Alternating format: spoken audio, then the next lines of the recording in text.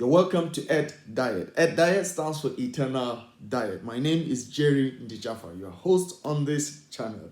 Today, I'm not going to give you the special dish from the book of Philippians that I've been dealing with, but rather I'm going to do a reflection of the video I uploaded on Monday.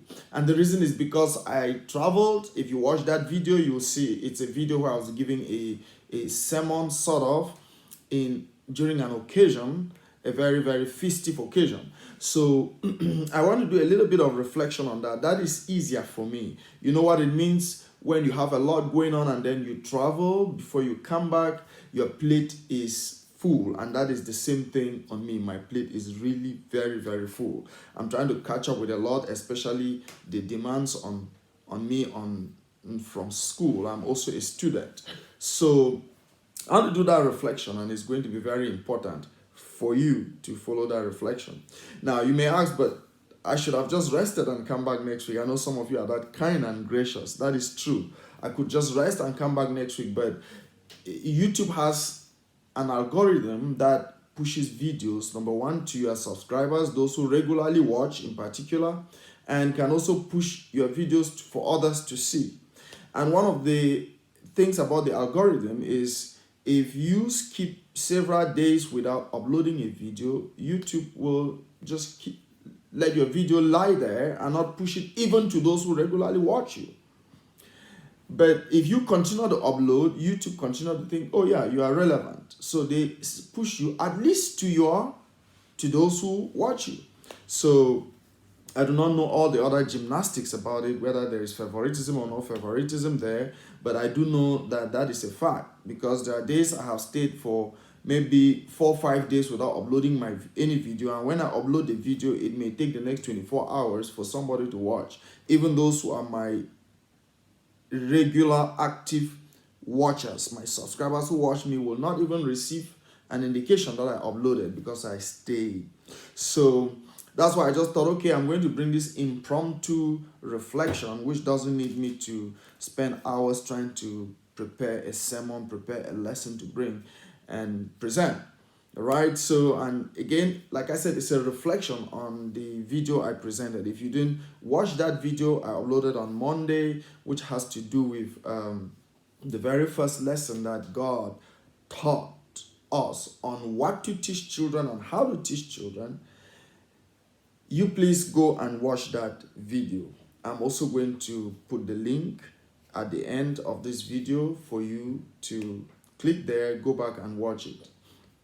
Now, in that particular video, I talked about 2 great lessons of life, and then the very first lesson that God taught about teaching children. And I want to narrow down this one to do a reflection on the last part, what God taught us to teach our children and how to teach our children and why it is important. So number one, I wanted to understand again the background. When God first said, teach your children this, the background was against the background of God going to judge Sodom and Gomorrah. Have that in mind. There are many of us who look at our world today and say, God is going to judge our world. There is a lot of sodomy. God is going to judge our world. And there is a lot of movement about let's train our children. There are those who have a movement of homeschooling. Let's homeschool our children. There are those who are like, let's create private schools. Let's teach our children in private schools. When I was growing up in my country, our private schools were mostly mission or church-based or faith-based type schools. And you have parents who are like, let's send our children to faith-based schools. Let's send our children to faith-based schools. Let's not send them to those secular schools. Good. You can do all of that. But the question is, what are you teaching them? And how are you teaching them? What kind of society do you want to get? Is it a society that fits the standard of God, that God is going to be pleased with? Or it's just a society that we like and we will feel comfortable with? There's such a thing going on in America right now, like Christian nationalism. You see, lots of things are in that Christian nationalism that I will identify with. Not because I'm a Christian nationalist, because it's just a lot of good things about scriptures and how to apply scriptures. But there are also other things I don't. And some of the things I don't is because it's like all they are trying to do is just get a society where at least the things of God are taking place in a way that we are happy with our marriages, we are happy with our business, we are happy with our justice system. So I want to make this world our world. You see, and that raises mediocre Christians. I want you to get me. Christian nationalism will end up raising mediocre believers who are not zealous for God. They have a zeal, but their zeal is for this life. In the end, it's just turning it upside down. So again, like I indicated, I identify with a lot on that thing about Christian nationalism, and I will vote mostly like most people of Christian nationalism will vote.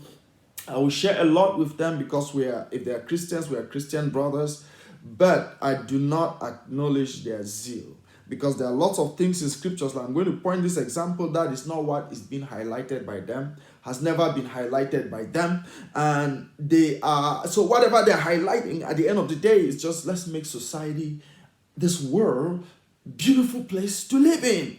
And that is the end. And the point, my problem is that is their end. Should not be the end. It should be how to glorify God. And if we're talking about glorifying God, then we don't just carve our vision and begin to follow. We follow whatever our vision should be informed by scriptures, and we're following the leadership of God. And when you're following the leadership of God, you cannot box God in your vision, box God in your mission, box God in a strategy. Because there are places God will just turn the thing upside down and ask you to go a different direction. So that being said, let me do that reflection quickly on this. So having understood that that's the background, that's in Genesis chapter 18, verse 16 to 21. You can read that for yourself. After God is about to reveal his plan of judging Sodom and Gomorrah. And so God is revealing also in that context what he had told Abraham. Oh, God is a teacher. So when God called Abraham to go and start a nation and told Abraham that he will be a blessing to this world through his own seed, his offspring, God did not just say, hey, you will deliver, you will create nations. God also told Abraham how to train his children. That's marvelous. We don't know when God did, but from the way you read it in Genesis chapter 18, God was saying,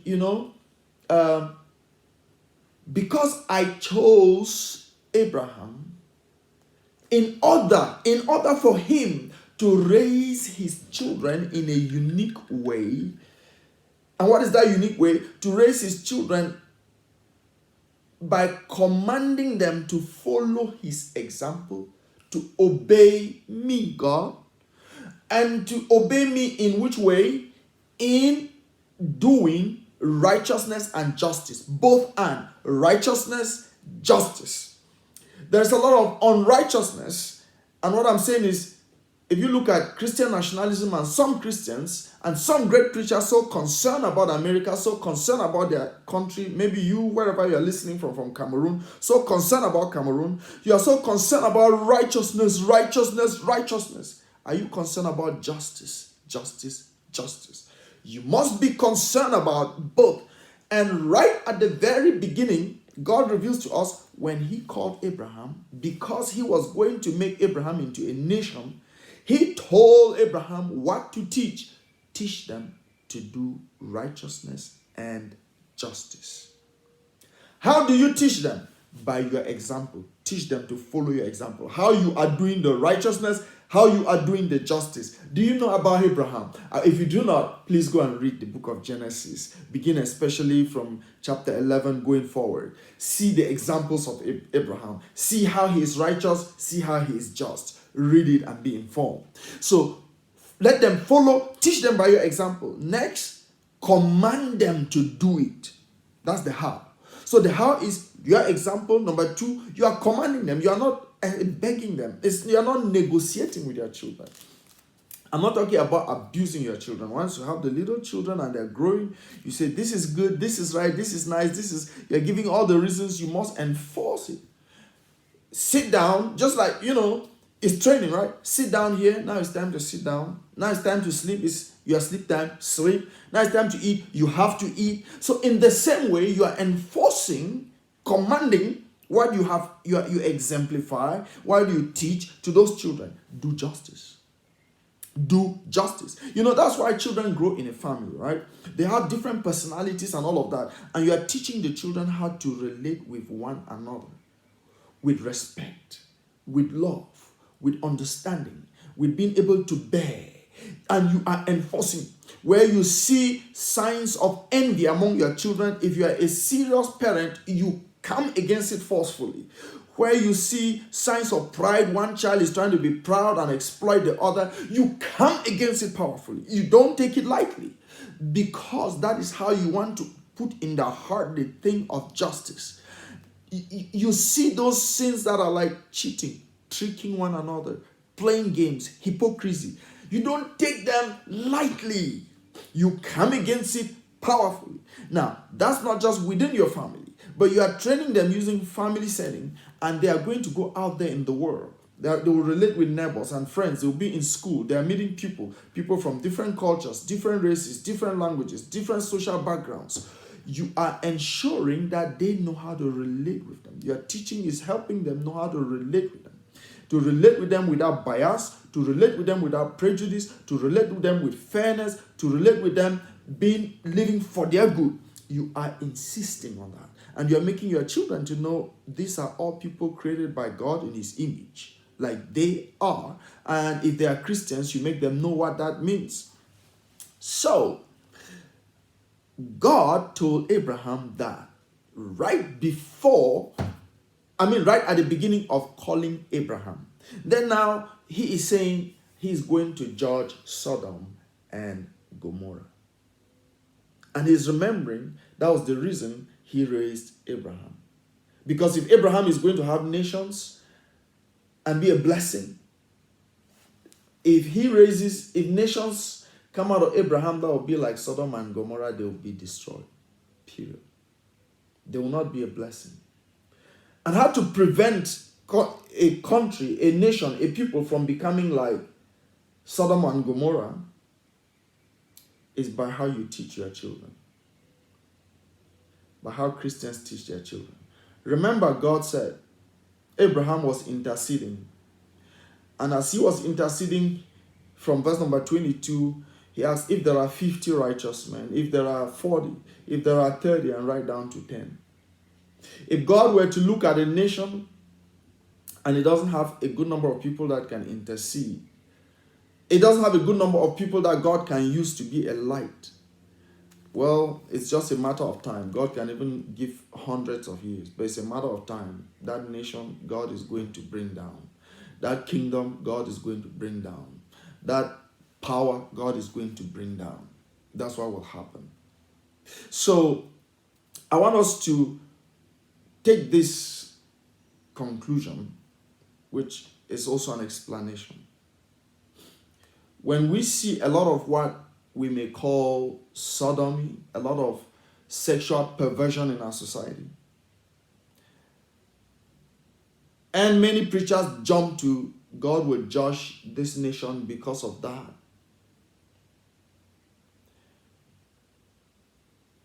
I want you to think about what role has the church played? What role have Christians played for the world to go the way it is going? Don't take your hands off and say, no, it is them. It is Hollywood that's teaching this. It is Disney that's teaching this. It is those woke teachers, those woke politicians, those woke pastors that are teaching this. They are playing a part. But what role have believers played? Because if we believers took like Abraham and were teaching their children right, to do righteousness and justice, the pushback against this evil would have been very natural and wonderful. But believers have not always been known to teach that. We teach how to go to church. We teach how to pray. We teach how to do not commit sexual immorality. We teach how to work hard. We teach how to do not steal. We teach how this, that. When we come to teach love, we teach how to love among ourselves. Also are black, we love our black. Also are white, we love our white. Also are Scottish, we love our Scottish. Also are Chinese. Also are Indian. Those are the kind of teachings. It's us. When it comes to justice, it comes to love, it's us first. We despise the others. We teach how to dominate. Let our people, when you go anywhere, dominate the place. Let people submit to you. Let people follow you. Don't just bow down to those people. Don't take instructions anyhow. Be on top. Represent our color, the color of our skin. And we are praying. And they're going to church. And they're doing the godly things. And you wonder why society gradually gets to become like a Sodom and Gomorrah.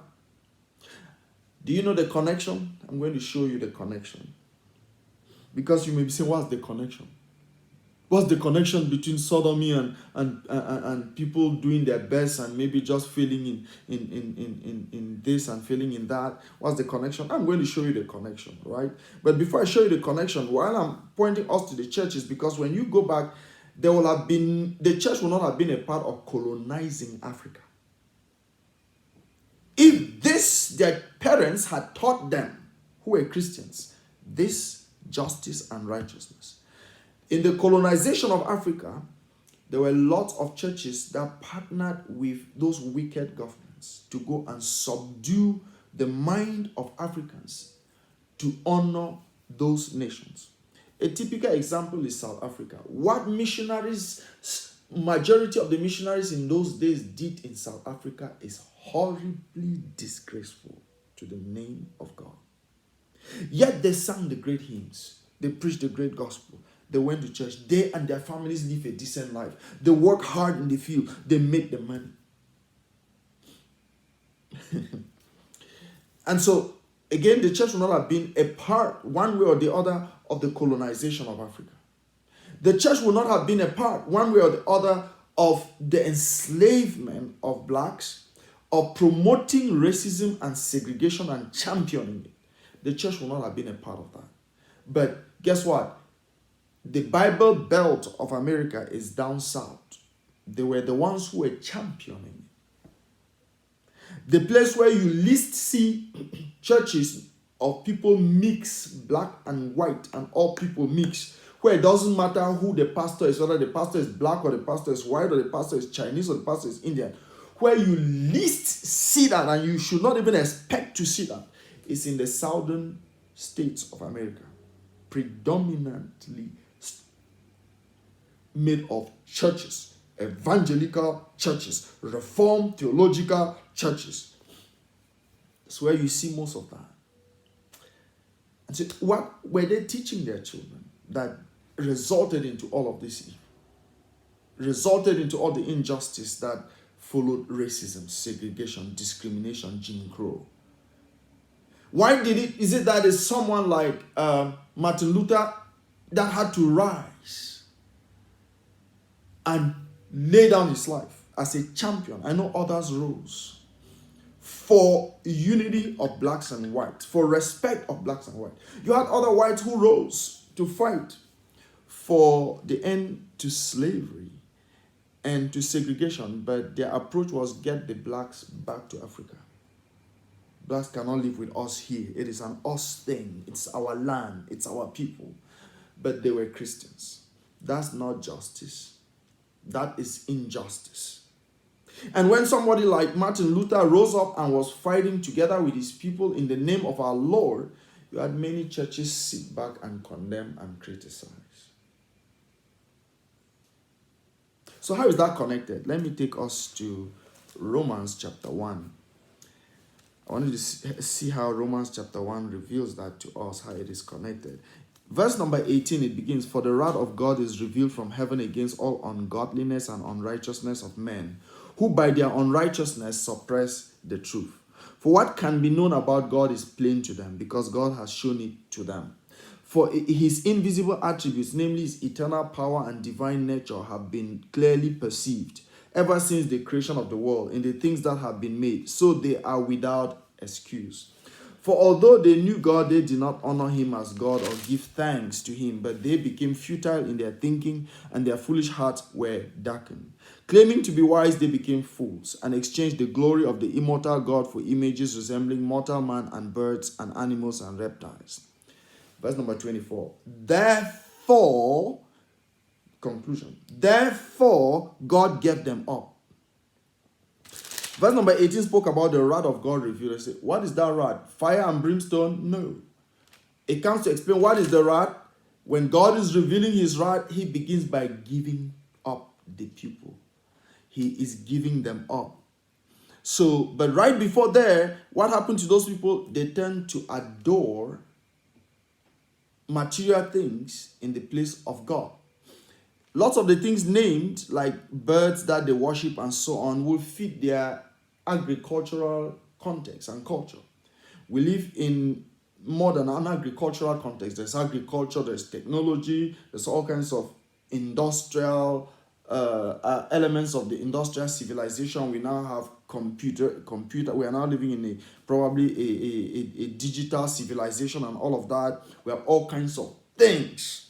So in their days, they had all kinds of animals and things and stuff like that. Their own material world became idols. We also live in our material world in its present civilization. Things and aspects about it become our own idol. And we so cherish those things than we do God. And because of that, we suppress the truth. Because of industrialization, Africa was colonized, enslaved, and still being tricked by the superpowers of this world to get material things because they want to get it and build their country and build their nations. I wonder how many godly prophetic churches have arisen in Europe and America who know how these Western nations and their leaders and powerful people have been playing Africa and have been speaking openly about it, like the prophets of old did. You don't hear it. Well, we just talk about our nation, right? We just speak about our nation as a church. It's not right. So anyway, when people begin to love those material things, what happens? God gives them up. He gives them up to the lusts of their impurity, to the dishonoring of their bodies among themselves. Because they exchange the truth about God for a lie and worship and serve the creature rather than God who is blessed forever. Verse 26 again, for this reason God gave them up to dishonorable passions. I just wanted to see where sodomy comes from. God gives them up. Okay, people, bam, this will happen amongst you. Dishonorable passions. For their women exchanged natural relations for those that are contrary to nature. And men likewise gave up natural relations with women and were consumed with passion for one another. Men committing shameless acts with men and receiving in themselves the due penalty for their error. And you can go up down the list. It is God saying, I am not satisfied with you. So I am giving you up to the depravity of your nation. It's not about individuals. I'm giving up John. I'm giving up Peter. It's not about individuals. You and I know there are some individuals who do some pervert things, not because they grew up doing perverted things. There are some individuals who do things we'll call pervert, but who are really very good, very kind, very nice, and you're just like, what happened to this person's thinking that they went this way, this far off? Because they have been good, they have been kind, they have been gentle, they have been helpful, they're hardworking. What suddenly happened? So it's not to blame any individuals who go pervert in something in their life and go unnatural and strange. What is happening is God, these are signs that God has given up your society. He's giving up your society. He's giving up your community. He's giving up your people. And it's popping up left and right. It's popping and can affect anybody. It can affect your child. It can affect my child. I'm not free from it. It can affect your spouse. It can affect your sister. It can affect your brother. We are not free from it. Because God has given up. Why has God given up? Again, there has been a suppressing of evil.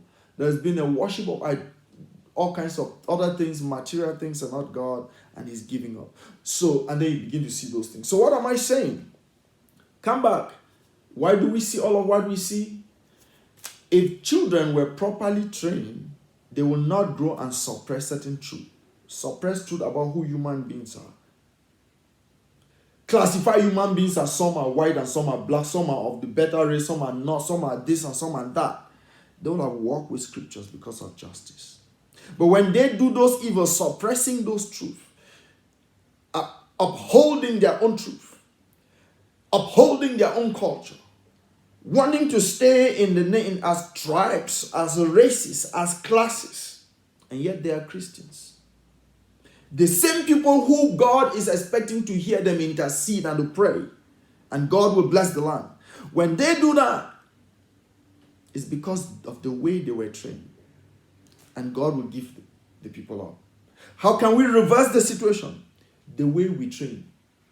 If you take people, whether it's homeschooling, whether it's faith-based schools, whether it's private education, it's not pumping Bible to them. We say, oh, it's because Bible was taken out of schools, it's because the 10 Commandments, is because prayer was taken. That is not it. God did say, teach them, command, enforce righteousness and justice. That has to be the crux, the center of true religion. So that prayer and all those things are centered on that. Going to church, centered on that. You're organizing a homeschool, your purpose is not just to train people who do not do this. People who understand our history. You're training people who will grow to do righteousness and justice. When we will raise children this way, we will be calling on God to reverse the situation and to bless the land. If not, we raise children this way, we'll be calling on God to do what Jesus said he will do to his church. He will build his church. The gate of Hades will not prevail against his church. It will prevail against those who are still held to captivity by sin and Satan, but not those who have been liberated by Jesus Christ. Thank you very much. Again, this was unplanned. I didn't prepare to go this long, but I hope you have enjoyed every bit of it. If you have questions you want to interact with me on and interact with anybody else, please put them in the question section down below there and the comment section, and we will talk about them. If you have contact directly with me, engage me like some of you do. I have some of you who engage me from time to time, and we look at some of these things. God bless you. Thank you.